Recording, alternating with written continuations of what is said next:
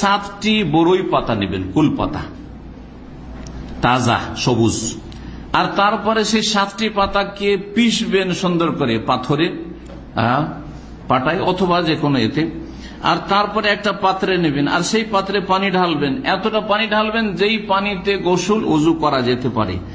আর তারপরে যখন সেই পানিতে মিক্স হয়ে গেল সেই কুলপাতা পিসা, তখন তাতে আয়াতুল কুরসি পাঠ করবেন, সূরা কাফিরুন পাঠ করবেন, সূরা ইখলাস এবং ফালাক নাস পাঠ করবেন।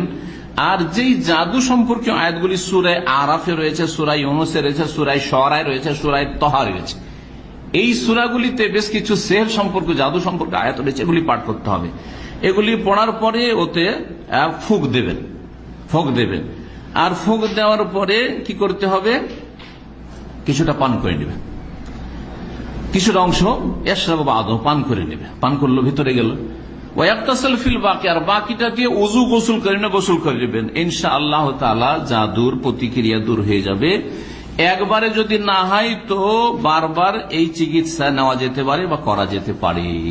শরীয়সম্মত জাদুর চিকিৎসার কথা বললাম, শরঈ জাদুর চিকিৎসা মানে কোরআন এবং সুন্নাহ বৈধ জাদুর চিকিৎসা। যদি জাদু কাউকে লেগে যায় বা হয়ে করে দেওয়া হয় তাহলে তার চিকিৎসা